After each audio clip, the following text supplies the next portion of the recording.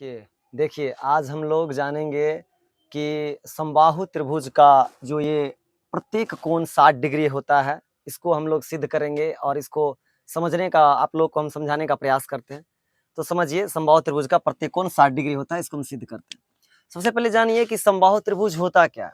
आप सभी जानते हैं कि समबाहु त्रिभुज जो होता है ना, वो मतलब सम मतलब हो गया समान, बाहु मतलब भुजा, तो मतलब त्रिभुज मतलब तो जानते हैं कि 3 भुजाओं से घिरी आकृति रहती है, यानी कि जिसकी सारी भुजाएं बराबर हो उसको कहेंगे समबाहु त्रिभुज। रफ में आपको थोड़ा सा रफ करके दिखलाते हैं।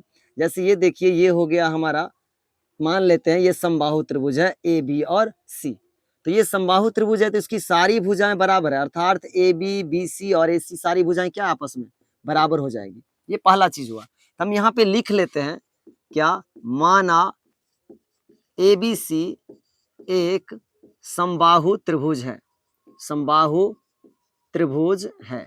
तो जब ये एबीसी समबाहु त्रिभुज है, यहाँ पे देखिए, यहीं पे फिगर बना देते हैं।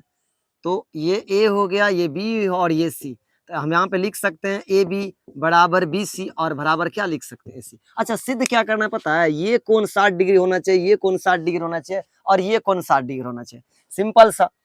आप जानते हैं त्रिभुज का एक और प्रॉपर्टीज होता है, इसको हम रफ कर देते हैं। त्रिभुज का एक और प्रॉपर्टीज होता है, वो क्या होता है, ये होता है कि देखिए समबाहु कोई भी त्रिभुज में ना अगर 2 भुजाएं बराबर होगी ना, तो उसके जो सामने के कोण होंगे ना वो बराबर होते हैं। आप लोग को बता देते थे। अब यहाँ पे देखिए, यहाँ पे आपको स्पष्ट नजर आ रहा है कि ये भुजाएं इनके बराबर है और ये भुजाएं इनके भी बराबर है। अब मान के चलिए, अगर हम इस भुजा को और इस भुजा को मान के क्या चलिए, यहाँ पे है ए बी और बी सी बराबर है, ये ए बी और बी सी। देखिए, अगर ए बी और बी सी बराबर है तो इसके सामने के कोण बराबर होंगे। तो आप ही बताइए, इस ए बी के सामने के कोण में क्या हो गया, ये एंगल सी हुआ या नहीं हुआ। फिर ये बी सी जो साइड है, इसके सामने में एंगल ये हुआ या नहीं हुआ।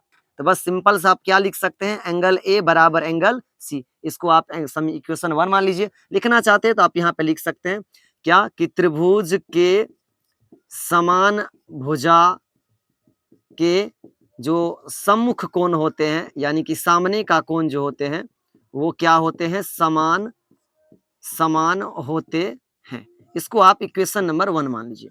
इसी तरह से एक चीज और है आपके पास, क्या, ए बी ए सी के भी बराबर है। तो ए बी ए सी के जो बराबर है, तो ए बी ए सी के बराबर है, तो यहाँ पे भी आप लिख सकते हैं। यहाँ पे देखिए, हम एक और रफ फिगर बनाते हैं। ये ए, ये बी और ये सी, यहाँ पे दिया है ए बी और ए सी बराबर, यानी कि ये साइड और ये साइड बराबर है। अब देखिए, हम बताए हैं कि त्रिभुज के जो 2 भुजा बराबर होंगे ना, कोई भी 2 भुजा बराबर होंगे, उसके सामने के कोण बराबर होते हैं। तो इस प्रॉपर्टी से इस भुजा के सामने का एंगल ये हो गया और इस भुजा के सामने का कोण ये हो गया, अर्थात हम लिख सकते हैं कि कोण बी और कोण सी क्या हो गया, बराबर। इसको इक्वेशन नंबर 2 मान लीजिए। इसको हम इरेज कर देते हैं। अब आप ही देखिए, हम यहाँ पे बता देते हैं। अब आप ही देखिए, इक्वेशन नंबर 1 में क्या है, एंगल ए और एंगल सी बराबर है, और इक्वेशन 2 में बी और सी बराबर है, यानी कि क्या, सी जो है ना वो ए के भी बराबर है। तो यहाँ पे एंगल ए और बराबर क्या लिखेंगे, एंगल सी। और गौर कीजिए, सी जो है बी के भी बराबर है, तो यानी कि सी जो है किसके बराबर है, बी के भी। तो यहाँ पे हम स्पष्ट लिख सकते हैं समीकरण 1 एंड 2 से, यानी कि इस दोनों को तुलना करने से लिख सकते हैं आप, समीकरण 1 और 2 की तुलना करने से, या समीकरण 1 और 2 से। यानी कि यहाँ पे क्लियरली रूप से लिख सकते हैं एंगल ए बराबर एंगल बी बराबर एंगल सी। इसको एक इक्वेशन मान लीजिए, इक्वेशन नंबर 3।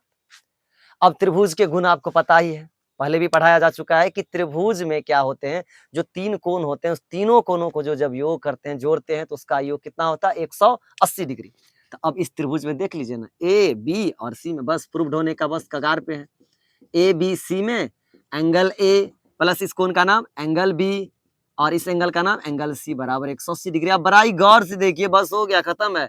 एंगल ए ही, एंगल बी के स्थान पे क्या हम एंगल ए नहीं रख सकते हैं, लिख सकते हैं। क्यों नहीं लिखेंगे, क्योंकि बराबर है। एंगल सी के स्थान पे ए नहीं लिख सकते हैं, लिखेंगे, क्योंकि बराबर है। अब यहाँ पे क्या हो गया, angle A angle A angle A, यानी कि यहाँ पे एक, यहाँ पे भी एक, यहाँ पे भी एक, तो 3 angle A equal to 180 degree. तो angle A equal to 180 degree upon 3 60 degree हो गया।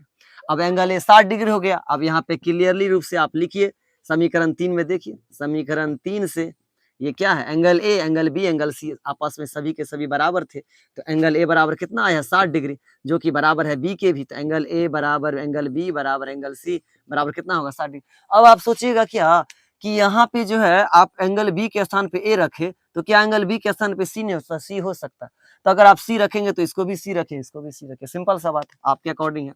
अब हम देख रहे हैं कि ये तीनों एंगल को हम 60 डिग्री बना दिए, तो बस सिद्ध हो गया ना, यही तो था। अतः आप लिख दीजिएगा कि अतः समबाहु त्रिभुज का जो प्रत्येक कोण होते हैं,